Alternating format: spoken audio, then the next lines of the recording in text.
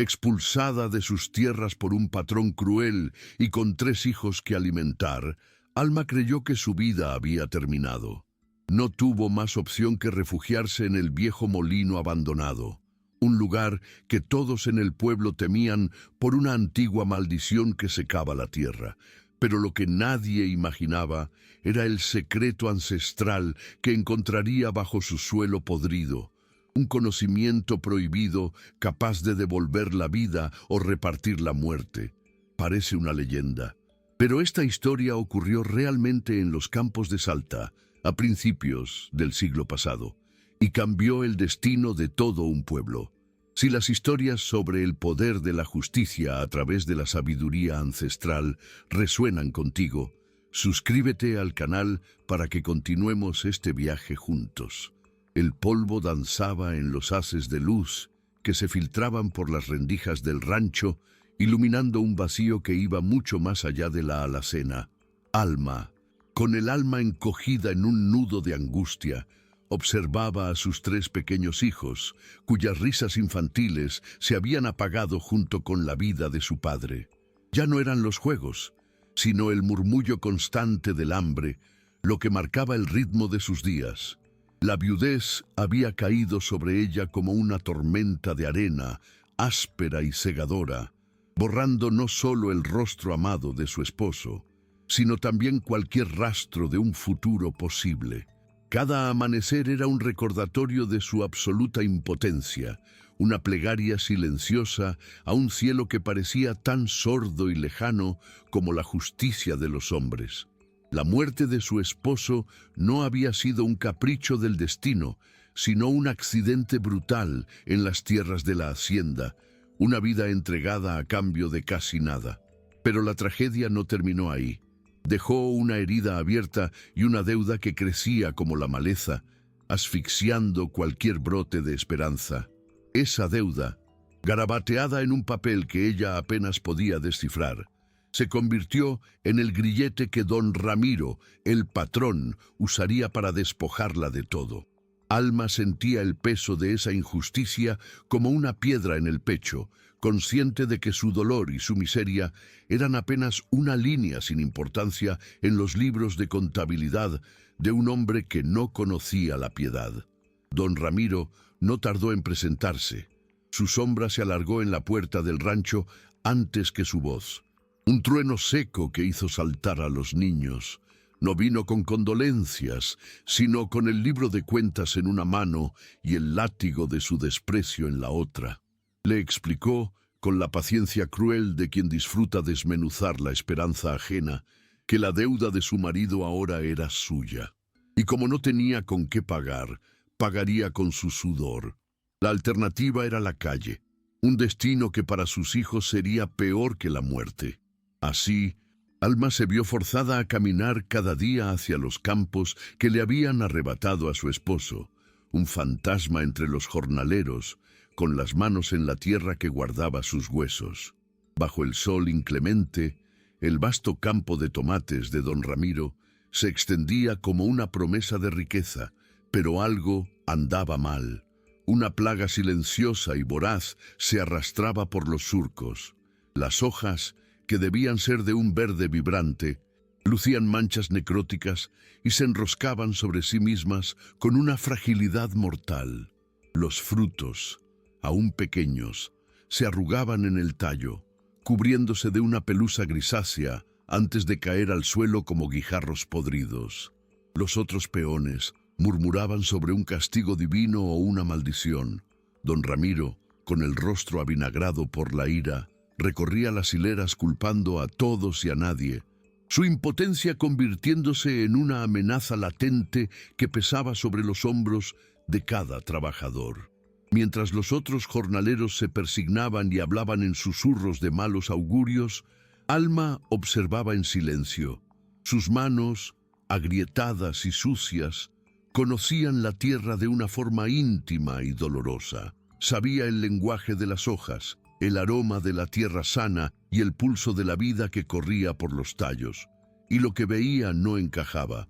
La podredumbre no avanzaba como un hongo o una sequía. Era metódica, casi quirúrgica. La muerte de las plantas no era azarosa. Seguía el curso del agua que bajaba por los canales de riego, devorando con más saña las hileras más cercanas a la acequia principal. Su instinto, afilado por el dolor y la necesidad, le decía que aquello no era una enfermedad natural, sino una herida infligida con intención. Una tarde, cuando el sol comenzaba a declinar y el capataz se había retirado a la sombra de la casa grande, Alma se desvió de su camino. Siguió la acequia principal hacia su origen, donde el agua se desviaba del río. El aire allí era más denso, cargado de un olor agrio y químico que se sobreponía al aroma de la tierra húmeda. Cerca de la compuerta, medio oculto entre la maleza, encontró un saco de arpillera húmedo y abandonado. Al removerlo con la punta de su pie, un polvo blanquecino se esparció sobre la hierba que al instante pareció marchitarse. El corazón le dio un vuelco. No era una plaga, era veneno. Alguien estaba asesinando la cosecha a propósito, y ahora ella, una viuda sin voz ni poder, era la única que guardaba el terrible secreto. El miedo, frío y paralizante, le subió por la espina dorsal. Alma retrocedió con un sigilo que no sabía que poseía, borrando con la punta de su zapato la huella que había dejado junto al saco. Cada crujido de una rama seca, cada silbido del viento entre los matorrales, le sonaba a una amenaza inminente. El saboteador, quienquiera que fuese, podía estar observando.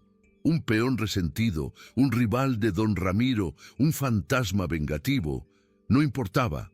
Lo único que importaba era que ella, una viuda insignificante, ahora compartía un secreto mortal con un criminal. Regresó a su hilera con el paso lento y cansado de siempre, pero por dentro era un torbellino de pánico.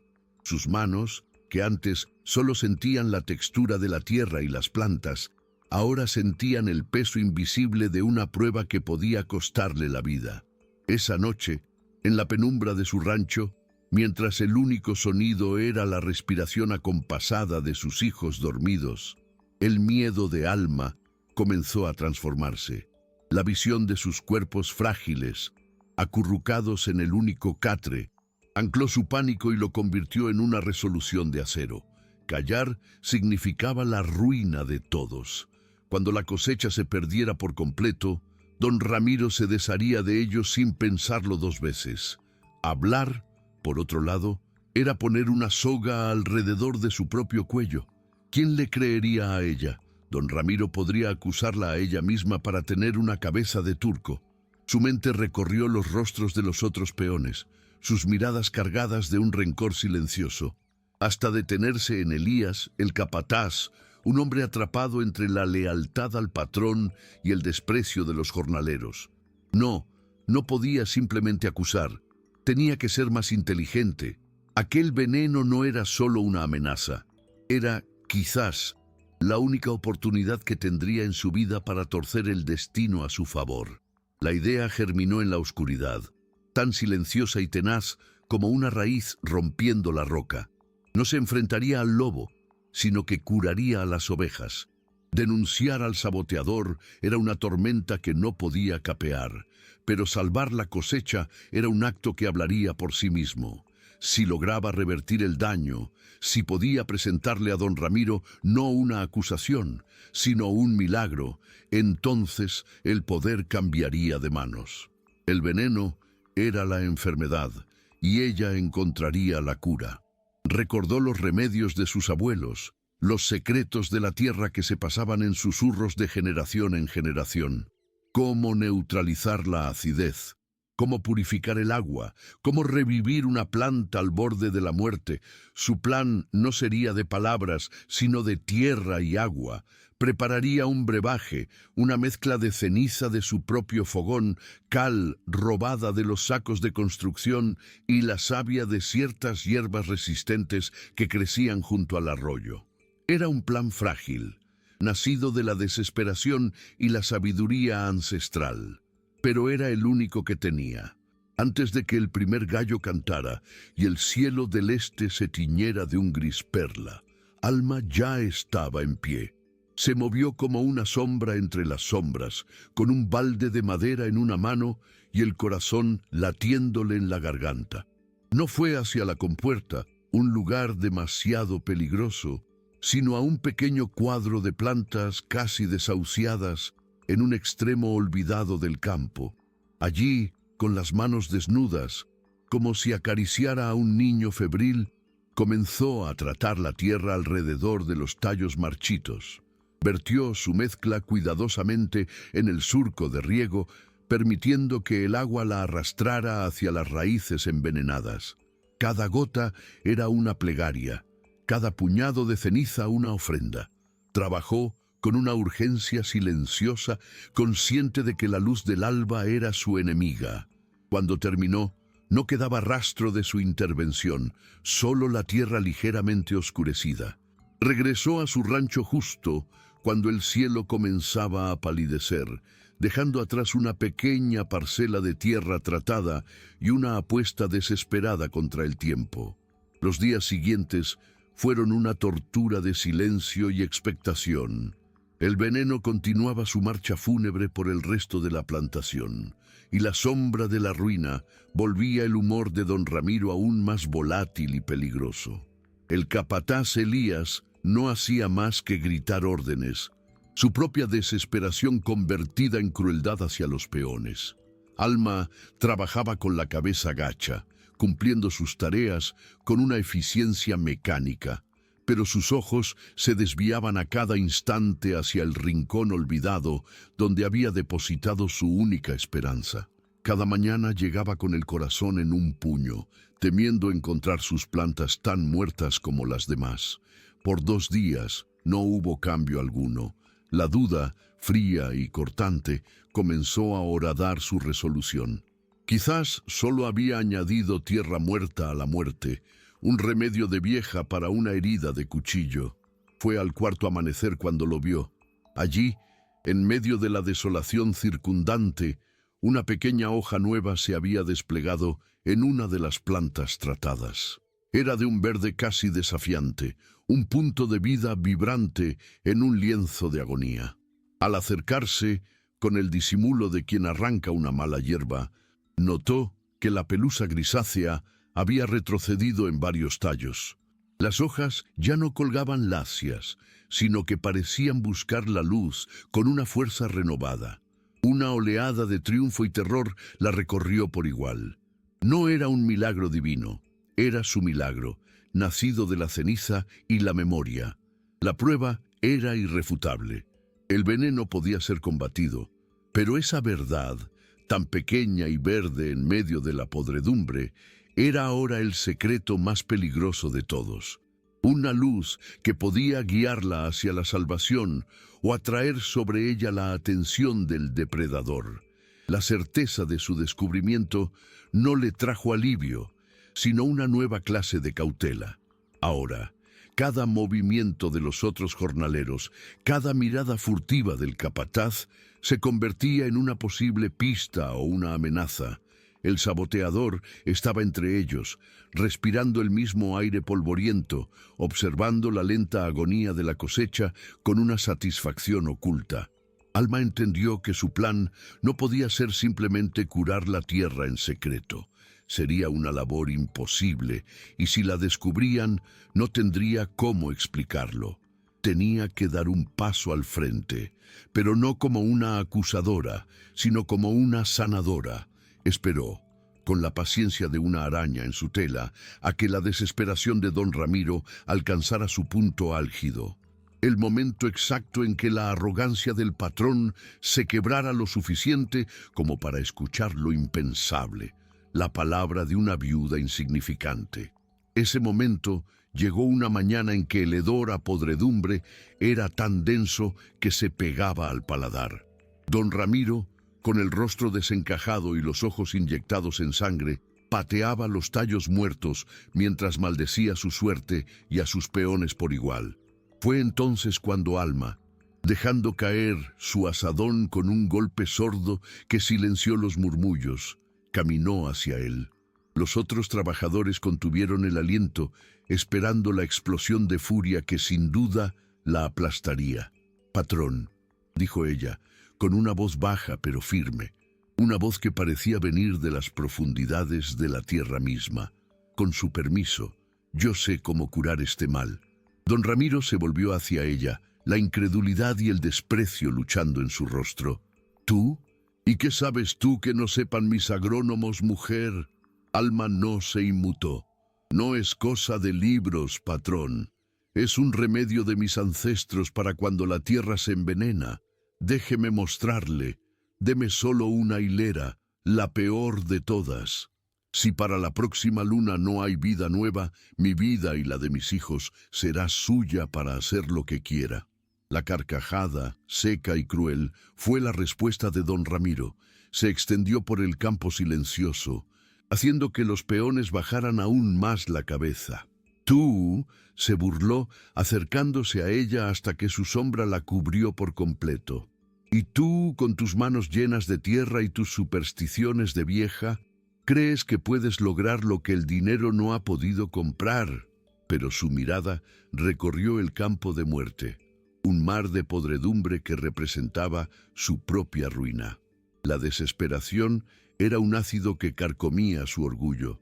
No tenía nada que perder y una esclava que ganar. «No, está bien», escupió las palabras con el veneno de la humillación en la voz. «Toma esa hilera», señaló con un gesto despectivo hacia la franja más devastada, un reguero de tallos negros y pegajosos. «Pero que te quede claro, Alma, no rezo a tu Dios ni creo en tus remedios.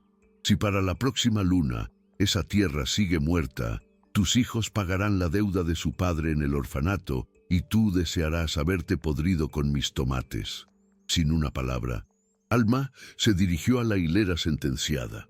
Bajo la mirada de todos, la de los peones cargada de un temor reverencial, la de Elías llena de escepticismo, y la invisible pero palpable del saboteador, que sin duda la observaba desde algún lugar, comenzó su tarea. No hubo cánticos ni gestos teatrales, solo el trabajo metódico y antiguo. Mezcló la ceniza de su fogón con la cal que había recogido y las hierbas que había machacado hasta convertirlas en una pasta olorosa. Con una devoción silenciosa, aplicó el remedio en la base de cada planta muerta, removiendo la tierra envenenada y nutriendo las raíces como si estuviera atendiendo a un moribundo.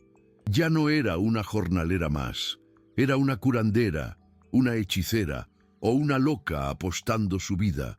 Para el resto de la hacienda, aquella hilera dejó de ser un pedazo de campo para convertirse en un altar donde se decidiría el destino de todos. Un reloj de tierra y hojas que marcaba la cuenta atrás hacia la salvación o la condena. Los días que siguieron se arrastraron con la lentitud de una agonía. Alma se entregó a su tarea con una concentración que la aislaba del mundo. Mientras los demás trabajaban en las hileras que aún resistían, ella cuidaba de su franja muerta, regándola no solo con agua, sino con una fe desesperada. Elías, el capataz, pasaba a su lado con una sonrisa de superioridad, murmurando a los otros sobre brujerías y locuras de viuda.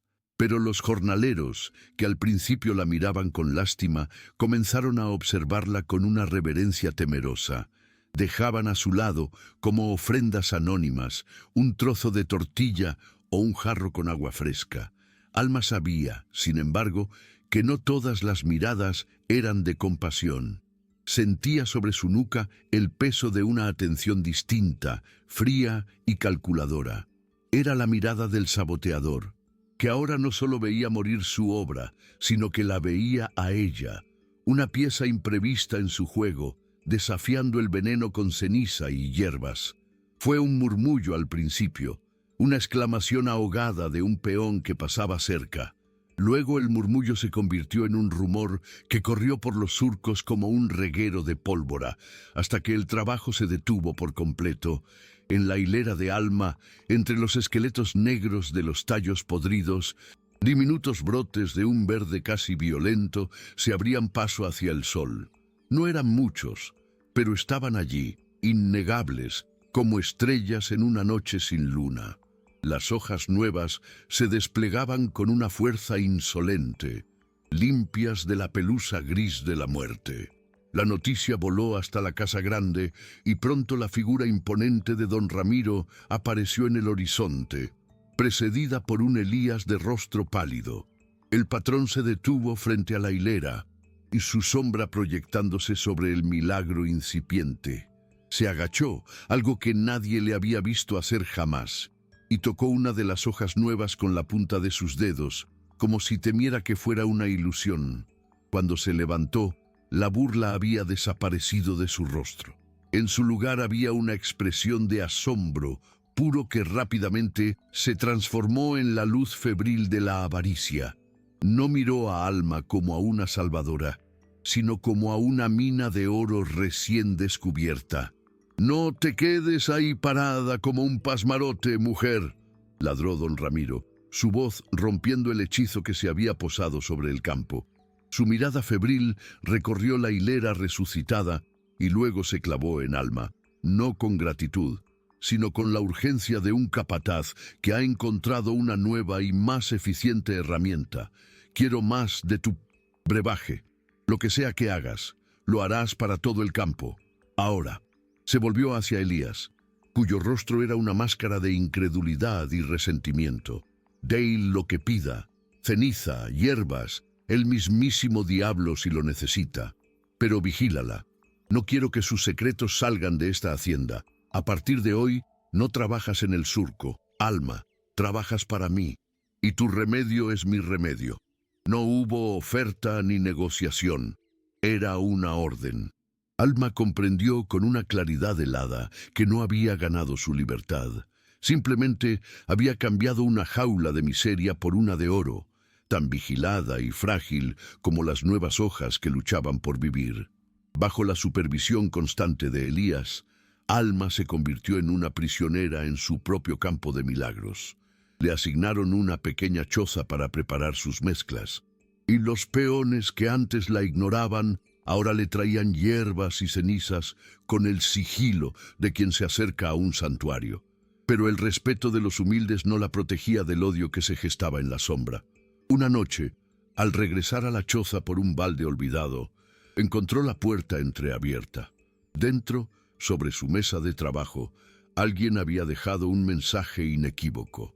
Una pequeña muñeca de trapo, igual a la que su hija menor atesoraba, con una espina de mezquite clavada en el corazón. El aire se le congeló en los pulmones. No era una amenaza contra la cosecha, sino contra lo único que le quedaba en el mundo. El saboteador, furioso y acorralado, había cambiado su objetivo. Ya no quería envenenar la tierra de don Ramiro. Ahora quería arrancarle a ella la raíz de su existencia. El pánico inicial, un hielo que amenazaba con quebrarle los huesos, se disolvió en el fuego lento de la furia. Aferró la muñeca de trapo con tanta fuerza que la espina se le clavó en la palma. Un dolor agudo y real que la ancló al presente. Esa noche no durmió. Mientras velaba el sueño de sus hijos, cada sombra en la pared parecía el contorno del enemigo. Comprendió que su milagro no la había elevado, sino que la había puesto en el centro de una guerra silenciosa. Salvar la cosecha ya no era suficiente. Para salvar a sus hijos, tenía que desenmascarar a la serpiente que se arrastraba entre ellos. Su mente, antes ocupada con remedios y plegarias, se convirtió en un mapa de rostros y sospechas. Descartó a los otros peones. Su rencor era hacia el patrón, no hacia ella. Elías, en cambio, era una herida abierta. Su autoridad se había evaporado, su conocimiento de capataz eclipsado por la sabiduría de una viuda. Cada brote verde que ella revivía era una humillación para él, un recordatorio de su fracaso ante don Ramiro. La envidia, Alma lo sabía, era un veneno tan potente como el que mataba los tomates. Al día siguiente, Alma se movió con una nueva intención. Ya no era solo una curandera, sino una cazadora. Mientras preparaba las mezclas a la vista de todos, comenzó a tejer su trampa. Se quejó en voz alta, lo suficiente para que Elías la escuchara, de que el sol del mediodía arruinaba la potencia de una de sus hierbas más raras. La verdadera fuerza del remedio, murmuró a una de las mujeres que le traía agua, solo se puede mezclar bajo el sereno de la noche, cuando la tierra está fría. Fue un anzuelo lanzado a las aguas turbias de la hacienda. Esa noche, con una teatralidad calculada, se encerró en la choza. No preparó ningún remedio. En su lugar, llenó un cántaro de barro distintivo con una mezcla inofensiva de lodo y agua cenicienta y lo colocó en un rincón visible. Luego, en lugar de volver a su rancho, se deslizó por la parte trasera y se ocultó entre los matorrales más densos, en un punto desde donde podía ver la puerta de la choza sin ser vista. Con la paciencia de la tierra que esperaba la lluvia, Alma se dispuso a esperar. Sabía que quien odiaba su éxito no podría resistir la tentación de destruir la supuesta fuente de su poder. Las horas se estiraron en la oscuridad. Cada chasquido de un insecto, cada susurro del viento, un latido en los oídos de Alma. La luna, delgada como una hoz, arrojaba una luz pálida que convertía el campo en un paisaje de fantasmas. Cuando la duda comenzaba a enfriarle los huesos, una sombra se desprendió de la negrura junto a los establos. Se movía con una cautela culpable, pegada a las paredes, evitando los claros de luna. El corazón de Alma martilleó contra sus costillas cuando la figura forzó la puerta de la choza y se deslizó dentro. A través de una rendija en la madera, pudo ver el rostro de Elías, contraído por el rencor. Sus ojos recorrieron el pequeño espacio hasta posarse en el cántaro. Con un gesto de triunfo contenido, lo tomó entre sus manos y, sin perder un segundo, se escabulló de nuevo en la noche, llevándose consigo la prueba de su propia traición. Alma no se movió, ni siquiera cuando el sonido de sus pasos se desvaneció. La serpiente había salido de su escondrijo, y el amanecer traería consigo su veneno o su piel. A la mañana siguiente, cuando el sol apenas despuntaba, un grito desgarrador de Alma rompió la rutina del campo. Salió de la choza con las manos en la cabeza, su rostro una máscara de angustia perfectamente ensayada. «¡Me lo han robado!», clamó, su voz resonando con una desesperación que detuvo en seco a cada peón. «El cántaro con el sereno, el corazón del remedio». La conmoción atrajo a don Ramiro, que llegó con el ceño fruncido y la furia a punto de estallar. A su lado, Elías observaba la escena con una mal disimulada satisfacción. Sin esa mezcla, la tierra volverá a enfermar. Todo lo que hemos ganado se perderá, sollozó Alma, mirando directamente al patrón. Don Ramiro rugió, su mirada barriendo a los jornaleros como una guadaña. «Quiero saber quién fue». Fue entonces cuando Alma, bajando la voz hasta convertirla en un susurro cómplice, añadió: «Patrón, quienquiera que lo haya tocado, no sabe que la raíz que uso deja una mancha bajo las uñas, una marca morada, como un moretón, que delata al culpable». El silencio se hizo denso. Todas las miradas, incluida la de don Ramiro, se clavaron en Elías, que instintivamente había escondido las manos a la espalda. Con un movimiento rápido y brutal, el patrón le agarró una muñeca y le obligó a abrir la mano. Allí, inequívoca y oscura contra su piel, la mancha de su traición lo condenaba sin necesidad de una sola palabra más. Un rugido bestial, más de animal herido que de hombre, brotó de la garganta de don Ramiro. La traición era un veneno más amargo que el que había matado sus plantas. No necesitó un juicio ni más preguntas. Su puño, duro como una piedra, se estrelló contra el rostro de Elías, que cayó de rodillas en el polvo. El capataz intentó balbucear una negación, frotándose las manos frenéticamente, pero no había mancha alguna que limpiar.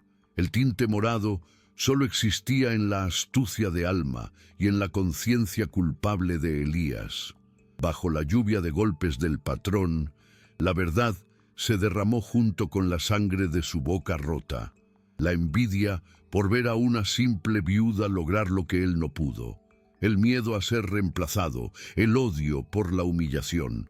Confesó el veneno en la acequia y la espina en el corazón de la muñeca. Don Ramiro no se detuvo hasta que el hombre fue un bulto tembloroso en el suelo.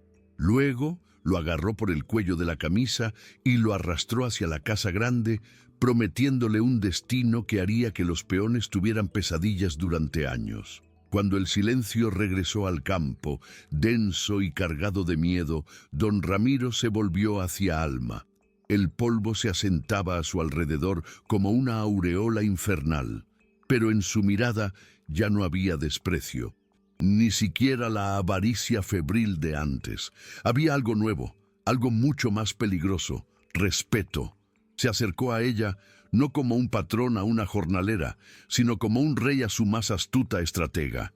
«Tu deuda está pagada», dijo, y las palabras cayeron con el peso del oro, «y la de tu marido también. El rancho es tuyo». Hizo una pausa, su mirada recorriendo el campo que ella había resucitado. «Pero no volverás a él. Te necesito aquí. El puesto de Elías es tuyo. Tú cuidarás de mi cosecha y nadie, ni yo mismo, cuestionará tus métodos. A cambio, tus hijos tendrán comida en la mesa y un techo seguro por el resto de sus vidas». Alma levantó la barbilla, encontrando su mirada sin pestañear. En el fondo de sus ojos, el patrón no vio gratitud, sino el frío destello de un trato sellado en el infierno. Con un leve asentimiento, Alma aceptó la corona de espinas, sabiendo que había dejado de ser una esclava de la tierra para convertirse en la guardiana de su veneno y de sus milagros. La transición fue tan brutal y silenciosa como el filo de un machete. Elías desapareció, tragado por la justicia del patrón, y Alma ocupó el espacio que él dejó, un vacío que ahora olía a miedo y a tierra sanada. Los otros jornaleros la observaban con una mezcla de asombro y temor. Ya no era una de ellos. Caminaba por los surcos con una autoridad que no venía de los gritos, sino de un conocimiento profundo y sereno. Sus órdenes eran susurros, indicaciones precisas sobre la cantidad de ceniza en el agua o la hora exacta para regar. Ya no manejaba el azadón, sino el destino de la cosecha. Sentía sus miradas clavadas en la espalda, algunas llenas de un respeto que rayaba en la superstición, otras teñidas de una envidia que reconocía como la hermana del veneno que casi los había destruido a todos. Alma no sonreía, no ofrecía consuelo. Se había convertido en la encarnación de la tierra misma, implacable, justa y guardiana de secretos que podían dar la vida o la muerte. Esa misma tarde, don Ramiro la convocó a la casa grande por primera vez. Entró en el despacho del patrón, un lugar que olía a cuero y a tabaco caro, y se sintió tan fuera de lugar como una hierba silvestre en un jardín de rosas. Él no la invitó a sentarse. De pie, frente al escritorio macizo que era como un altar a su poder, don Ramiro le habló de números, de mercados, de la próxima siembra. No le preguntó por sus hijos ni por su dolor. Le preguntó por la composición de sus remedios, con una curiosidad que era puramente comercial. Alma respondió con evasivas, hablando del ciclo de la luna y de la memoria de la tierra, tejiendo un velo de misterio alrededor de su sabiduría. Sabía que su poder residía en lo que él no podía entender ni comprar.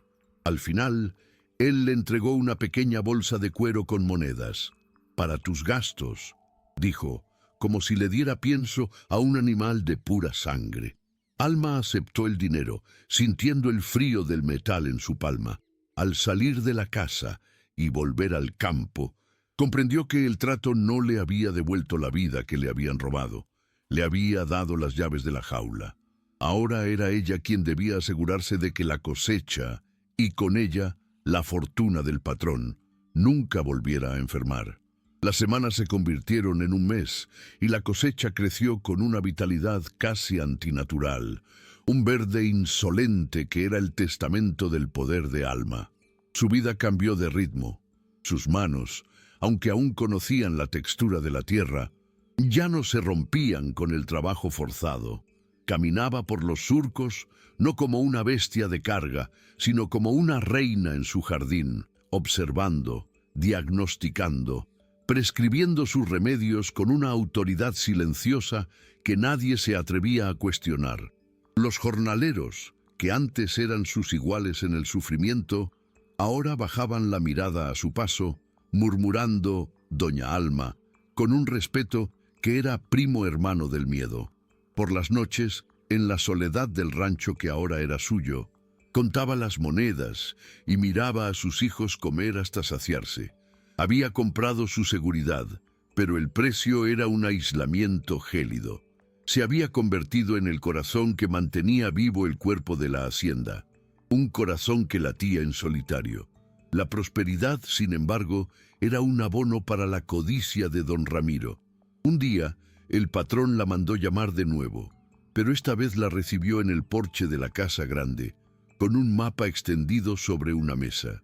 «He comprado las tierras del norte», anunció, señalando una gran mancha de tierra yerma en el papel. «La tierra es pobre, pero con tus artes la haremos producir el doble». Antes de que Alma pudiera responder, don Ramiro hizo un gesto hacia un joven de botas limpias y gafas que esperaba a su lado. «Este es el ingeniero Morales. Ha venido de la capital para ayudarte. Tomará nota de tus métodos, los analizará, los mejorará. Crearemos un sistema». Alma miró al ingeniero, en que le sonreía con una amabilidad que no llegaba a sus ojos calculadores. En esa mirada no vio un ayudante, sino un ladrón enviado a saquear el único tesoro que poseía. Don Ramiro ya no se conformaba con los frutos del milagro. Ahora quería poseer la fórmula, despojarla de su misterio para poder embotellarlo y venderlo. El nuevo enemigo no llevaba un cuchillo, sino un cuaderno de notas, y su veneno era la ciencia. Alma no dijo nada.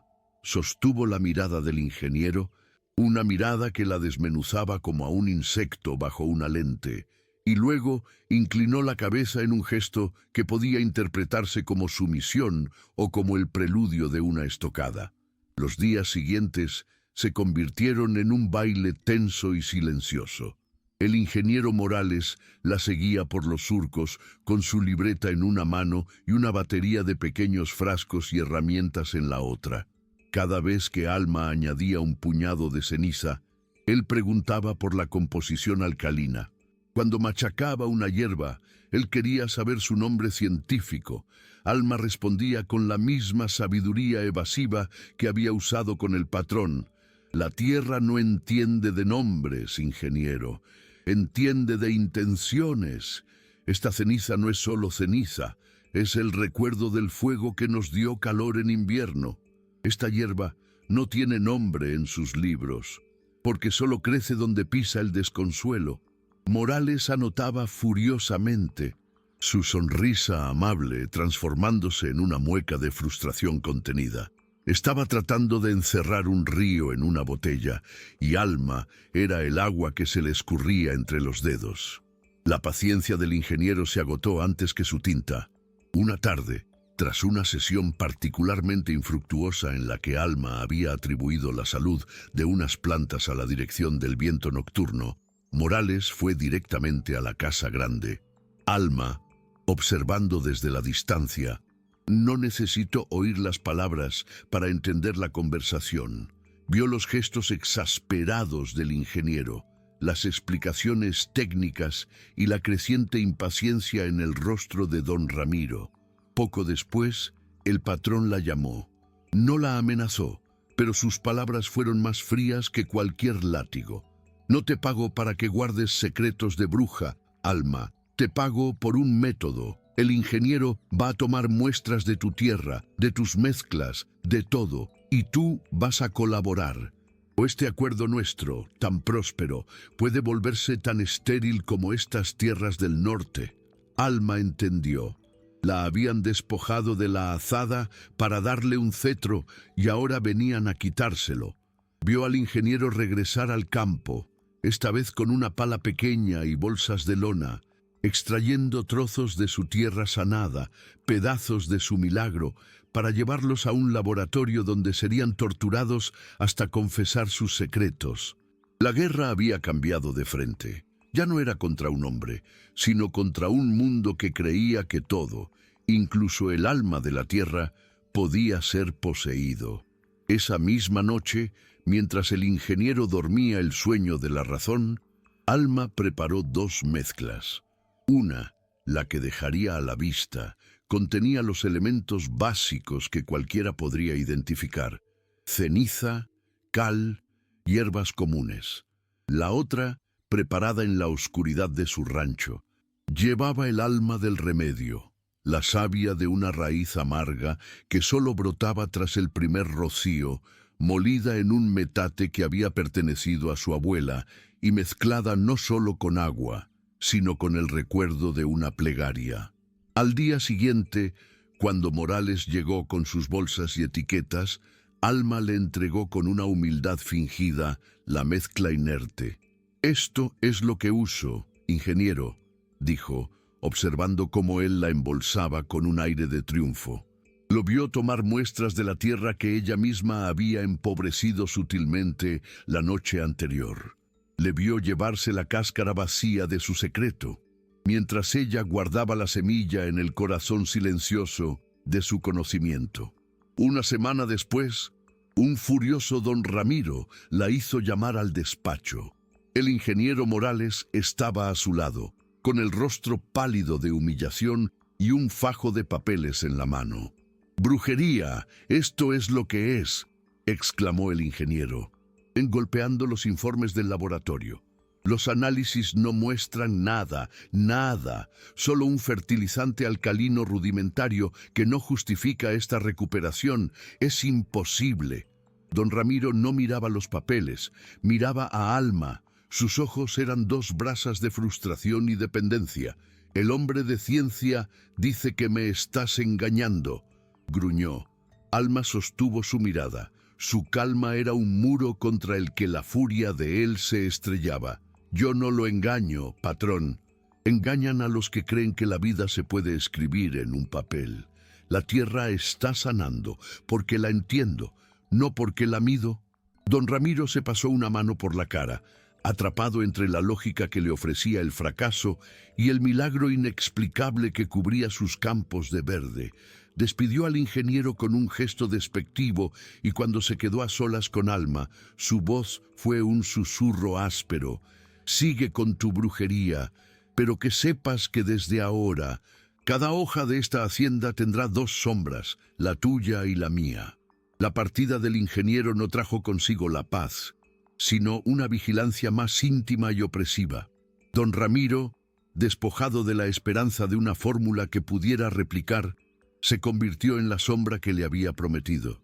Aparecía sin previo aviso en los surcos al amanecer, con los brazos cruzados y la mirada fija en las manos de Alma, como si esperara sorprenderla en medio de un conjuro. Cada pregunta que le hacía no buscaba una respuesta, sino una grieta en su misterio. Alma, por su parte, se movía a través de esta presión con la serenidad de una luna en un cielo nublado. Convirtió su trabajo en un ritual impenetrable, sus gestos lentos y deliberados, sus explicaciones tan orgánicas y vagas como el ciclo de la lluvia. Sabía que su poder, y por tanto su supervivencia, no residía en la ceniza o las hierbas, sino en el abismo que separaba lo que ella sabía de lo que él anhelaba poseer. La cosecha llegó, y no fue solo abundante, fue una aberración, un milagro desafiante. Los tomates colgaban de las ramas en racimos pesados y perfectos, con un color rojo tan intenso que parecían sangrar bajo el sol. La noticia de la cosecha milagrosa de don Ramiro corrió como el fuego por la región. Compradores de la ciudad, que antes ni siquiera miraban hacia la hacienda, llegaron en sus carruajes ofreciendo precios nunca antes vistos. La prosperidad, sin embargo, en lugar de calmar a don Ramiro, avivó el fuego de su paranoia. Vio espías en cada jornalero nuevo y ladrones en cada comerciante. El campo se llenó de guardias armados, y los límites de la hacienda, que antes eran una simple línea en un mapa, se convirtieron en los muros de una fortaleza. Y en el centro de esa fortaleza, Alma dejó de ser la capataz para convertirse en su tesoro más preciado y su prisionera más vigilada. Su milagro no solo había salvado la tierra, la había encadenado a ella para siempre. La jaula dorada, sin embargo, comenzó a encogerse. Don Ramiro, ya no satisfecho con poseer el trabajo de sus manos, quiso adueñarse también del futuro que éstas garantizaban. Una tarde la hizo llamar a la casa grande, pero no para hablar de la siembra. Su hijo mayor, de pie a su lado, miraba con ojos deslumbrados los muebles de madera oscura y los objetos de plata que brillaban en la penumbra. «Es un muchacho listo», dijo don Ramiro, posando una mano pesada sobre el hombro del niño. «Demasiado listo para acabar con la espalda rota en el surco. Lo mandaré a la escuela de la ciudad. Le daré un futuro, Alma. Le enseñaré a leer los números, a entender los contratos, a manejar lo que es mío». La oferta era una sentencia. No le estaba ofreciendo una oportunidad a su hijo. Se lo estaba llevando como un tributo, un rehén para garantizar la lealtad perpetua de su madre.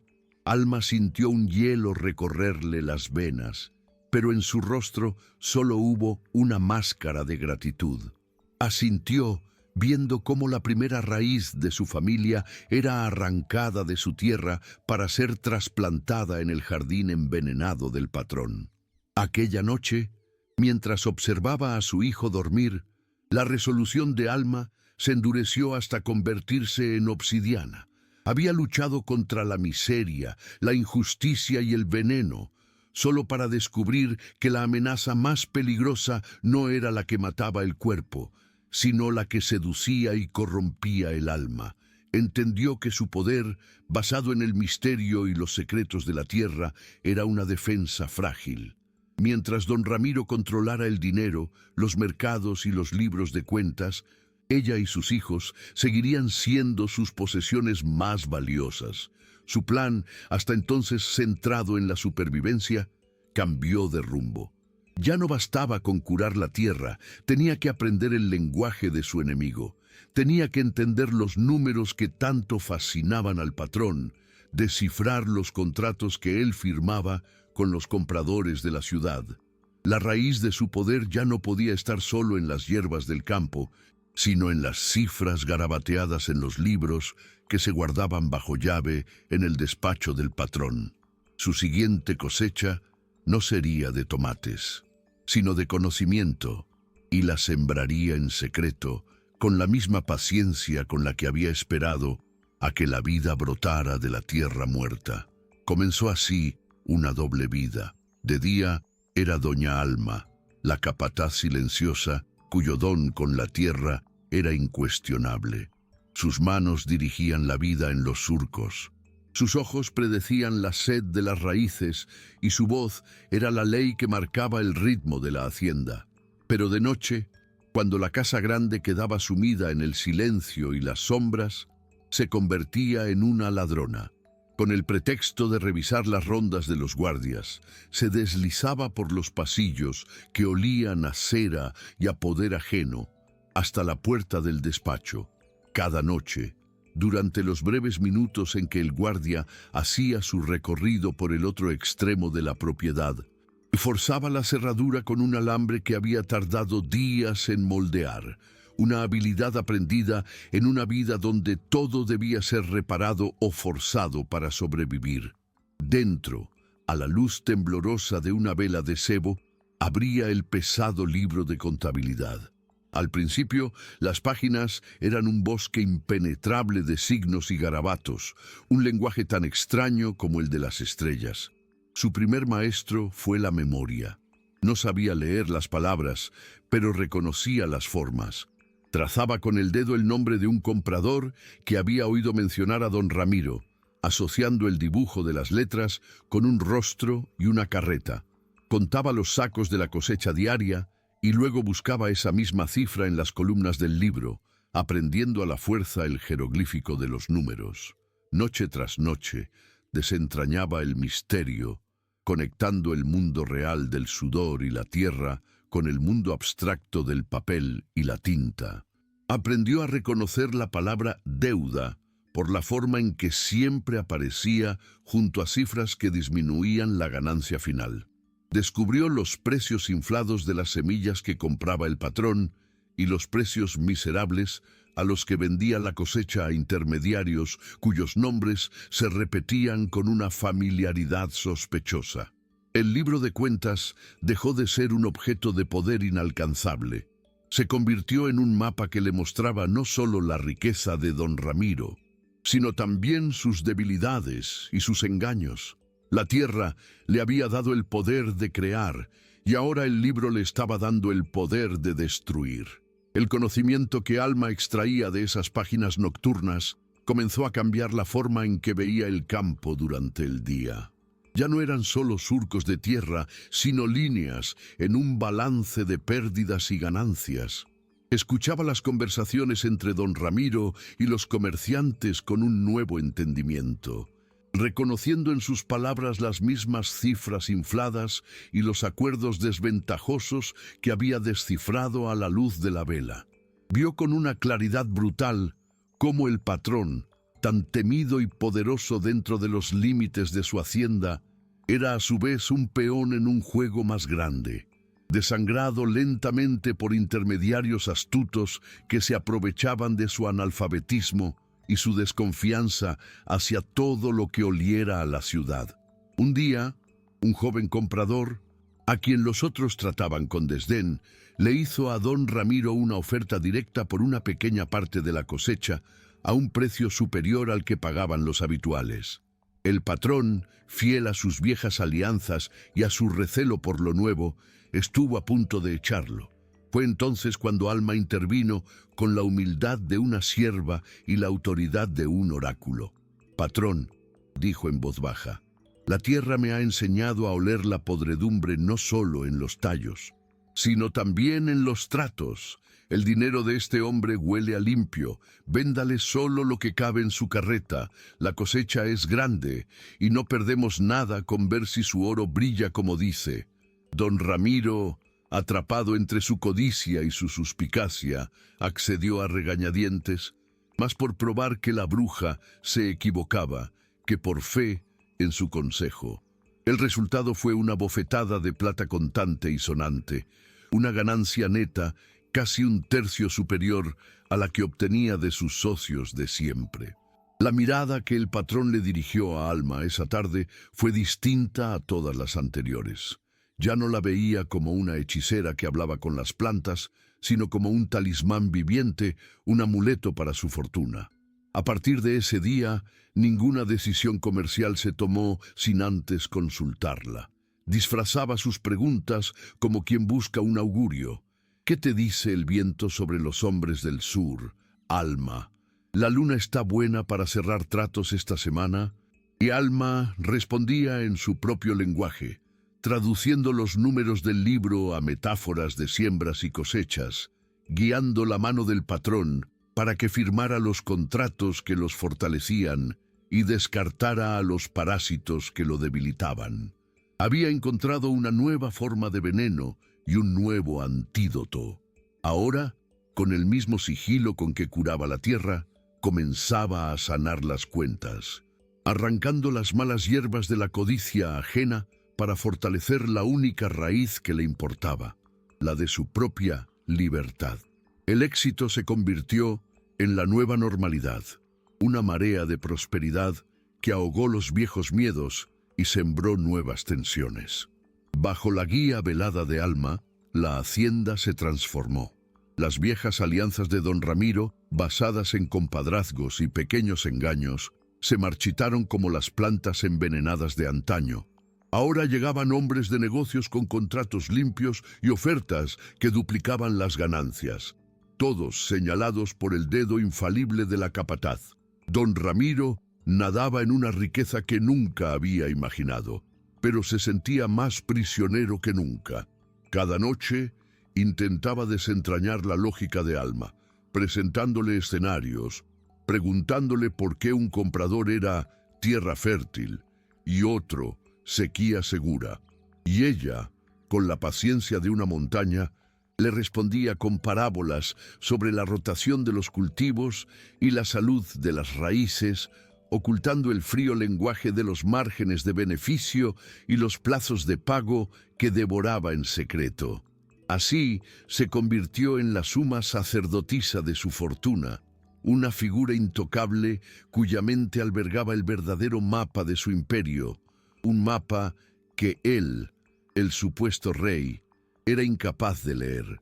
Fue en una de esas noches de vigilia, con la luna como única testigo, que Alma descubrió la verdadera naturaleza de la enfermedad que aquejaba a la hacienda. Más allá de las sanguijuelas comerciales que había ayudado a arrancar, encontró la herida principal, la raíz podrida de todo el sistema. Oculta entre los gastos de siembra y los pagos de jornales había una deuda colosal, un préstamo antiguo contraído con un consorcio de la ciudad, los mismos hombres a los que don Ramiro había descartado por consejo de ella. La tierra, el rancho, la casa grande, nada de eso era verdaderamente suyo. Estaba hipotecado hasta la última piedra. Los pagos mensuales eran un sangrado constante que las nuevas ganancias apenas lograban contener. De pronto, Alma entendió. Don Ramiro no era un rey en su castillo, sino un mayordomo en una propiedad ajena, a una mala cosecha de perderlo todo. Y ella, la viuda que había llegado sin nada, ahora sostenía en su conocimiento el poder de salvarlo o de entregar la escritura de su alma a los verdaderos dueños. El descubrimiento la dejó sin aliento, como si hubiera caído en un pozo helado en la oscuridad del despacho. De pronto, la figura de don Ramiro se encogió en su mente. No era el rey tirano de un imperio, sino el capataz de una prisión tan encadenado como ella lo había estado a su deuda. Cada moneda que ella le hacía ganar, cada trato ventajoso que le susurraba al oído, no lo hacía más libre, sino que simplemente doraba los barrotes de su jaula y llamaba la atención de los verdaderos carceleros. Se sintió como la reina de un reino prestado, sentada en un trono que podía ser arrancado de debajo de ella en cualquier momento. Su plan de liberar a sus hijos se reveló de pronto incompleto. No bastaba con controlar la cosecha ni el comercio. Para ser verdaderamente libre, tenía que encontrar la forma de arrancar la deuda de raíz, de adueñarse no solo del saber, sino de la tierra misma. La prosperidad, como la sangre, atrae a los depredadores. Una mañana, cuando el sol apenas comenzaba a calentar la tierra fértil, un carruaje negro y lacado, tirado por caballos que no olían a campo sino a establo limpio, se detuvo frente a la casa grande. De él descendieron dos hombres de traje oscuro y sombreros de ciudad, con rostros pálidos y ojos que no medían la tierra, sino al hombre que la trabajaba. Alma los vio desde los surcos y reconoció en ellos el olor a tinta y a papel sellado, el mismo que desprendían las páginas del libro de cuentas. Don Ramiro salió a recibirlos, y por primera vez desde que lo conocía, Alma vio flaquear su imponente figura. Su voz, normalmente un trueno, era un murmullo tenso y defensivo. No fue una reunión de socios, sino un interrogatorio. Los hombres de la ciudad caminaron por el campo, observando la cosecha milagrosa no con admiración, sino con la mirada calculadora de un tasador. Cuando se fueron, dejaron tras de sí un silencio más pesado que cualquier tormenta y un terror desnudo en los ojos del patrón. La serpiente a la que él le debía el alma había venido a ver su jardín y le había gustado tanto que ahora lo quería para sí. Esa noche, don Ramiro no gritó. El silencio que se instaló en la casa grande era más aterrador que cualquiera de sus furias. Alma fue llamada al despacho, pero no encontró a un tirano, sino a un hombre acorralado. Él estaba de espaldas a la puerta, mirando a través de la ventana el campo oscuro que ya no sentía suyo. Sin volverse, habló con una voz hueca, despojada de toda su arrogancia. Viste sus ojos, Alma. No eran los ojos de un prestamista que viene a cobrar. Eran los ojos de un buitre que ya huele la carroña. No quieren el dinero, lo quieren todo. Se giró lentamente, y la luz de la lámpara reveló un rostro que había envejecido 10 años en una tarde. «Me ahogo», confesó, y la palabra sonó como una piedra cayendo en un pozo sin fondo. Alma no movió un músculo. Lo miró fijamente y respondió con una calma que era casi cruel en su certeza. «Lo sé». El «lo sé» de Alma lo desarmó por completo.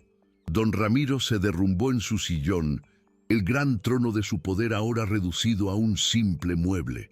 «¿Cómo?», susurró, pero no esperó respuesta. No importaba. Por primera vez eran 2 personas en una habitación, no un patrón y su sierva. Eran 2 prisioneros discutiendo los muros de su celda. «Este campo es una tumba de lujo que estoy cavando para mí mismo», murmuró él, pasando las manos por los libros de cuentas que ella conocía mejor que él. «¿Y ahora qué? ¿Qué remedio de tus ancestros tienes para esto?» Alma dio un paso adelante, su sombra alargándose sobre el escritorio. «Los remedios de la tierra no bastan para matar serpientes de ciudad, patrón. Para ellas se necesita un veneno más fino». Su voz era baja, pero cada palabra era un cincel. «Quieren la cosecha, se la daremos, una cosecha como nunca se ha visto. Los inundaremos con una riqueza que no puedan manejar, los cegaremos con una prosperidad que los obligue a negociar. No lucharemos por pagar la deuda, lucharemos por comprar nuestra libertad». Don Ramiro levantó la vista, y en sus ojos ya no había solo miedo, sino el destello peligroso de una última y desesperada apuesta. Ya no veía a una bruja, sino a una generala, planeando una guerra con armas que él no sabía que existían. El despacho dejó de ser un santuario de poder para convertirse en un cuartel general. Bajo la luz de la lámpara de aceite, Alma extendió sobre el escritorio un croquis del campo que había dibujado en un trozo de cuero. Su dedo, manchado de tierra, trazó una nueva geografía de la hacienda. No se trataba solo de sembrar más, sino de sembrar distinto. «Forzaremos una segunda cosecha», explicó su voz un susurro firme. «Cuando todos los demás campos estén en barbecho y el mercado esté vacío, el nuestro estará en plena floración. Usaremos el dinero que tenemos, no para pagarles, sino para comprar las lonas que protegerán las plantas del sereno, para cavar nuevos canales que traigan el agua tibia del subsuelo. Los haremos creer que nos preparamos para el invierno, cuando en realidad estamos preparando una emboscada». Don Ramiro la escuchaba, su rostro una mezcla de asombro y ferocidad. Por primera vez en su vida, alguien le hablaba no de trabajar la tierra, sino de usarla como un arma. Se convirtió en el puño de la estrategia de Alma, movilizando a los jornaleros en un frenesí de trabajo nocturno, comprando materiales en pueblos lejanos para no levantar sospechas y silenciando cualquier murmullo con amenazas que habían recuperado todo su antiguo filo. La hacienda se convirtió en un ejército silencioso, preparando una ofensiva bajo el manto de la noche.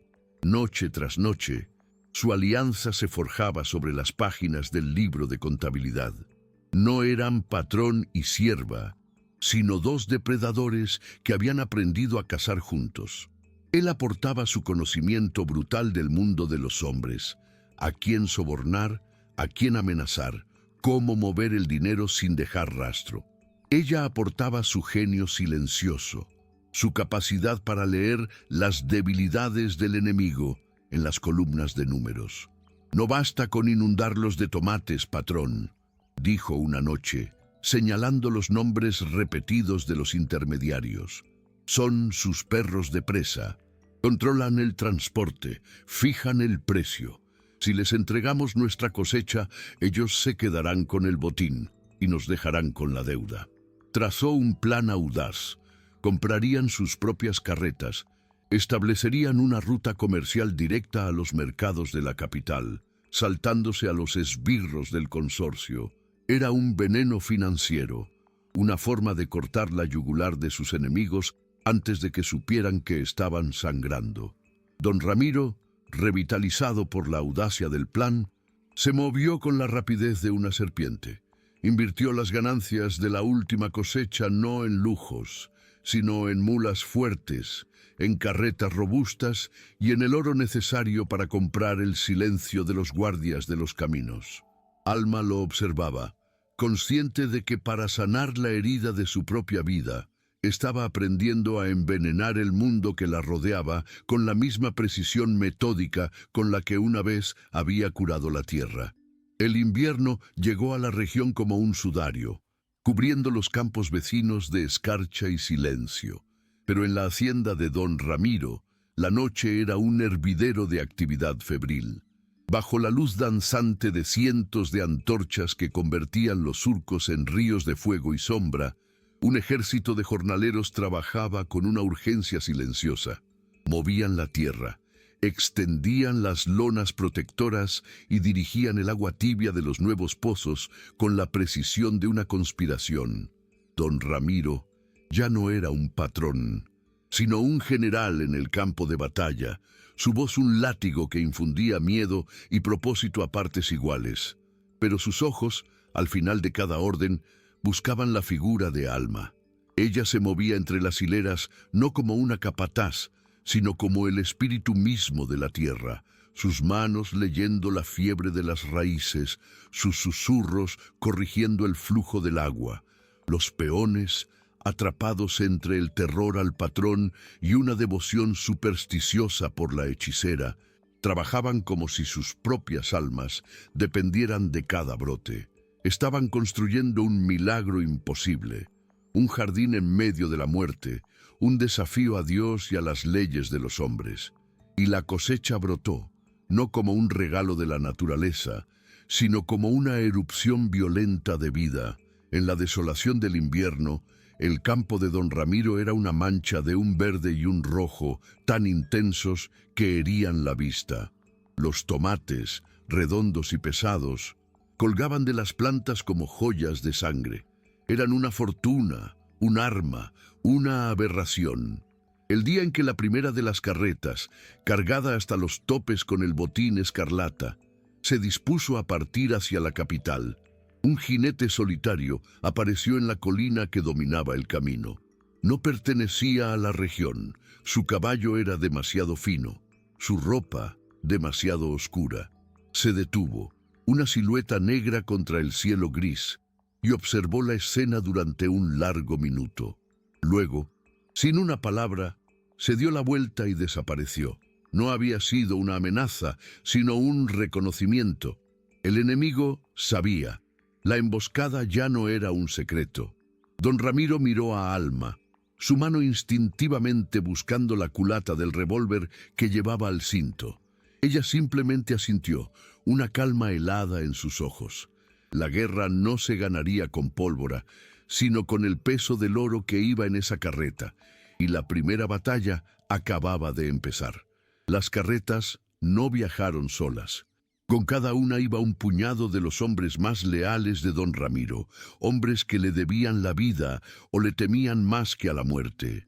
Pero el verdadero escudo no era el acero de sus machetes, sino la astucia de Alma. Sabía que los hombres de la ciudad no lucharían con pólvora, sino con susurros y sellos oficiales. Por eso, las carretas no se dirigieron al gran mercado, un nido de víboras controlado por el consorcio. Siguieron una ruta tortuosa hasta una pequeña plaza en los barrios pobres, un lugar olvidado por los grandes comerciantes pero hambriento de cualquier bocado fresco en pleno invierno. Allí los esperaba el joven comprador del dinero limpio, que había usado las semanas previas no para anunciar una venta, sino para esparcir la leyenda de los tomates del milagro, un fruto imposible que solo la fe de una mujer piadosa había logrado arrancar del abrazo helado de la tierra. La estrategia funcionó con la fuerza de una luz, Cuando los agentes del consorcio llegaron al mercado principal para confiscar la mercancía bajo falsos pretextos de plagas y brujería, no encontraron nada. Mientras tanto, en la plaza olvidada, el pueblo se arremolinaba alrededor de las carretas. El rojo imposible de los tomates en pleno invierno era un espectáculo que valía más que cualquier sermón.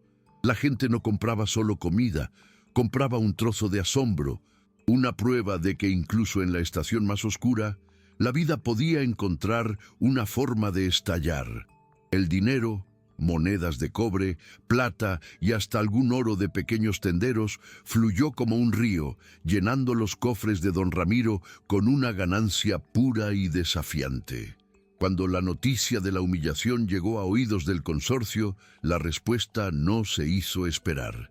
Ya no enviarían espías ni burócratas. El mensaje llegó al atardecer, no en un papel, sino en el agua de la acequia principal, que de pronto comenzó a bajar turbia y con el mismo olor agrio y químico que Alma recordaba. Habían dejado de intentar robar el milagro. Ahora, simplemente, habían decidido matarlo de raíz. Mientras don Ramiro soltaba un rugido de furia impotente, llamando a sus hombres con la intención de salir a cazar a los culpables, Alma se movió con una celeridad gélida. Lo interceptó antes de que pudiera montar. Su pequeña figura era un dique de serenidad contra su marea de violencia. «La pólvora no limpia el agua, patrón», dijo, su voz sin inflexiones, pero cortante como el vidrio. Sin esperar su respuesta, se volvió hacia los peones que se arremolinaban, paralizados por el pánico. «La compuerta, cierren la compuerta principal ahora». Su orden, clara e inmediata, rompió el estupor. Los hombres, dudando solo un instante, miraron el rostro desencajado de su patrón y luego el de la mujer que había obrado un milagro, y corrieron a obedecerla a ella. Don Ramiro observó, con el puño aún cerrado, cómo sus hombres seguían las órdenes de la viuda, y comprendió que la guerra que acababan de declararles no se podía ganar con la fuerza bruta que él conocía. Se ganaría con la magia oscura y terrenal que solo Alma poseía. Esa noche, en el despacho, el aire estaba cargado con el hedor del veneno y el silencio de la derrota inminente. Fue Alma quien lo rompió. «Puedo curar la tierra 100 veces», dijo, su mirada fija en el rostro sombrío de don Ramiro. «Pero ellos tienen un río de veneno, y nosotros solo nuestras manos. Cada cosecha que salvemos solo los hará más codiciosos, más violentos. Están dispuestos a convertir este campo en un desierto antes que vernos prosperar en él». Dejó que el peso de sus palabras se asentara antes de dar el siguiente paso. Ya no se trata de defender la tierra, se trata de arrancarle la suya de debajo de los pies. Se acercó al escritorio y posó su mano sobre el libro de contabilidad. «Su poder no está en la tierra, patrón, está aquí, en estos nombres, en estas cifras, en los secretos que los unen como una manada de lobos, y yo he aprendido su lenguaje. Es hora de usar el veneno fino del que le hablé. El veneno que no mata las plantas, sino la confianza». Don Ramiro la miró, la desesperación luchando con la incredulidad. «Hablas en acertijos, mujer. ¿Qué veneno?». Alma se inclinó sobre el libro, su dedo rozando un nombre junto a una serie de cifras que ella había memorizado como una cicatriz. «Estos hombres no son un bloque de granito, son un nido de alacranes. Se temen tanto como se necesitan. El libro me ha mostrado sus negocios secretos, las pequeñas traiciones que se permiten entre ellos, el dinero que uno le esconde al otro». Su mirada se encontró con la de él, fría y brillante como la obsidiana. «No vamos a denunciarlos, vamos a susurrarnos al oído. Haremos que un socio descubra la deuda secreta del otro. Insinuaremos que uno de ellos está negociando a sus espaldas con los nuevos compradores. No arrojaremos una bomba, patrón. Plantaremos una semilla de duda, la regaremos con el miedo que ya sienten, y esperaremos a que su propio veneno haga el trabajo por nosotros. La audacia del plan dejó a don Ramiro sin palabras. Era una guerra de sombras, una que se libraba con tinta y susurros, no con balas. Pero en el rostro de Alma vio la misma certeza con la que ella había resucitado su campo y asintió un movimiento seco y definitivo. Esa misma noche comenzaron. Alma identificó la primera grieta, el líder del consorcio, un hombre llamado Valdivia. Utilizaba a uno de los intermediarios para desviar una pequeña parte de las ganancias a una cuenta personal. Un secreto que ni sus socios más cercanos conocían. No escribieron una carta. Alma preparó un pequeño paquete. Dentro, junto a una sola hoja de tomate marchita por el veneno, colocó una copia burda de la página del libro que delataba el desvío. Un dibujo hecho con carbón que era inequívoco para quien conociera los números. Don Ramiro, usando a uno de sus hombres de confianza, un fantasma que sabía cómo moverse por los callejones de la ciudad sin ser visto, envió el paquete no a las autoridades, sino al segundo al mando de Valdivia. La primera gota del veneno fino había sido liberada. Los días que siguieron se estiraron en un silencio denso y expectante. La ciudad callaba, un depredador conteniendo la respiración antes de saltar. Pero mientras don Ramiro patrullaba los linderos de la hacienda como un lobo enjaulado, con la mano permanentemente en la culata de su revólver, Alma se movía con una calma metódica. Organizó a los peones en brigadas, abandonando la acequia envenenada y estableciendo un sistema de riego manual con el agua limpia de los pozos profundos. Era un trabajo agotador, una lucha por cada planta, pero infundió un propósito desesperado en los hombres. No estaban simplemente salvando una cosecha, estaban resistiendo un asedio. Don Ramiro la observaba, su impaciencia y su instinto violento chocando contra el muro de la serenidad de ella. Había entregado el timón de su guerra a una mujer que luchaba con cubos de agua y trozos de carbón, y la espera lo consumía como una fiebre. La respuesta llegó no como un trueno, sino como un susurro. Una semana después, un hombre que no era ni comerciante ni matón se presentó en la entrada de la hacienda, pidiendo hablar en privado con el patrón. Era el abogado del segundo al mando del consorcio, un hombre llamado Fuentes. En el despacho, con Alma presente como una sombra silenciosa junto a la puerta, el hombre expuso una oferta velada. Ciertos elementos progresistas del consorcio veían con preocupación los métodos anticuados y agresivos de Valdivia. Proponían una reestructuración de la deuda, una tregua, a cambio de una participación exclusiva en la próxima cosecha milagrosa. Cuando el abogado se fue, don Ramiro golpeó la mesa con un júbilo feroz. «¡Lo lograste, bruja! ¡Se están comiendo entre ellos!».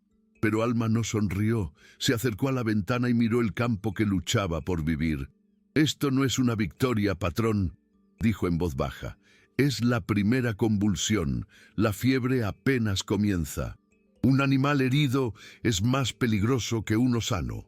Ahora es cuando debemos apretar, antes de que se den cuenta de que el veneno lo llevamos nosotros».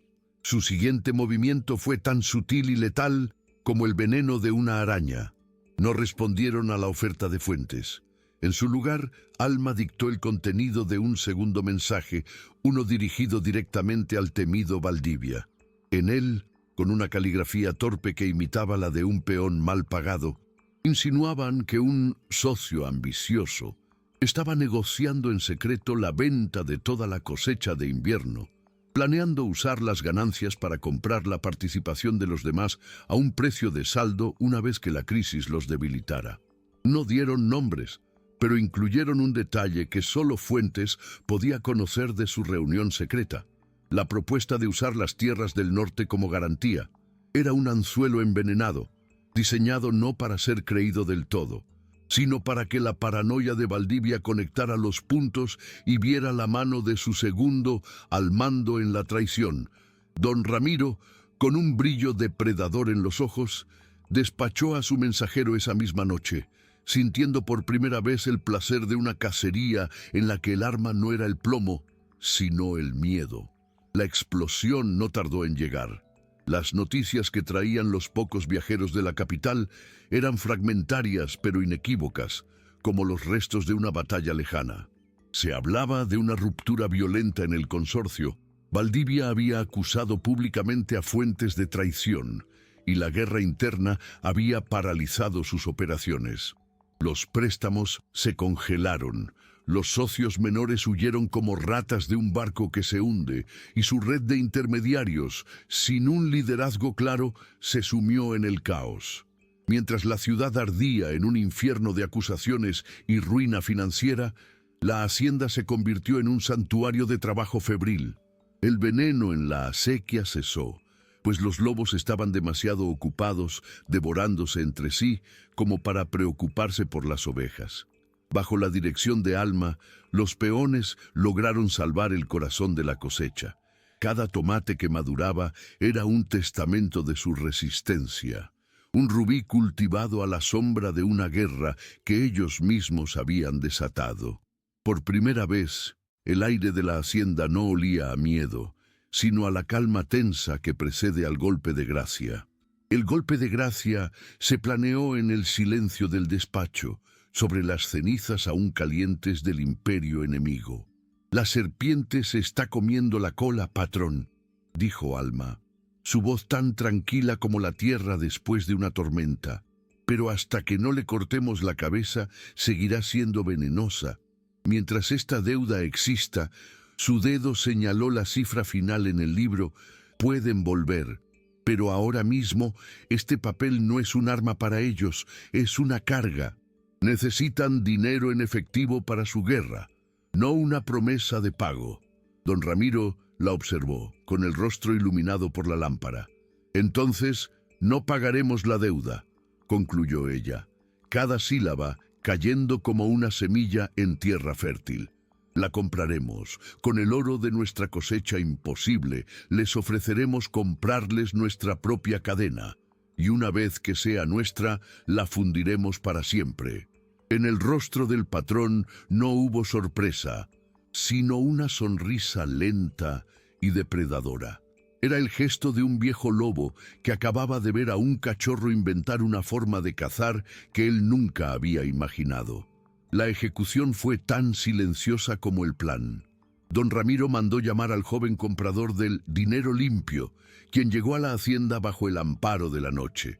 En el despacho no se le hizo una oferta, se le encomendó una misión. Sobre la mesa había un cofre con las ganancias de la cosecha de invierno, una fortuna que olía a tierra fría y a desafío. Su tarea era ir a la ciudad, encontrar los restos fracturados del consorcio y ofrecerles ese oro a cambio de un solo papel, el título de propiedad de la hacienda, libre de toda deuda. El joven partió al alba, un mensajero anónimo llevando el rescate de un reino. Los días que siguieron fueron de una calma tensa, hasta que una tarde el comprador regresó. Entró en el despacho, pasó junto a un don Ramiro expectante y se detuvo frente a Alma. Sin decir palabra, depositó sobre el escritorio un fajo de papeles amarillentos, sellados y atados con una cinta descolorida. No era un recibo, era la tierra misma, su escritura, su alma. Don Ramiro posó una mano temblorosa sobre el documento, pero sus ojos estaban fijos en Alma. En ese instante, supo que el campo, la casa y la cosecha ya no le pertenecían a él ni a los hombres de la ciudad. Le pertenecían a la viuda que había aprendido a sembrar veneno y a cosechar poder. El silencio que cayó en el despacho no fue de paz, sino de reordenamiento, el silencio que sigue a un terremoto cuando el paisaje se asienta en su nueva y desconocida forma. Don Ramiro retiró la mano del documento como si quemara. Con un movimiento lento, casi ceremonial, empujó los papeles sobre la madera pulida hasta que se detuvieron frente a ella. No la miró como a una sierva ni como a una socia, sino como a una fuerza de la naturaleza que no podía comprender. «Nunca fue mía», dijo, y su voz fue una confesión ronca y desnuda. «Siempre te estuvo esperando a ti». Alma no leyó los documentos. No necesitaba hacerlo.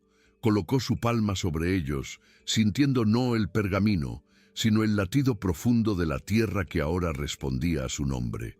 En ese instante, el don Ramiro que había conocido, el tirano, el acreedor, se disolvió, dejando en su lugar a un hombre despojado de todo, salvo de una verdad brutal.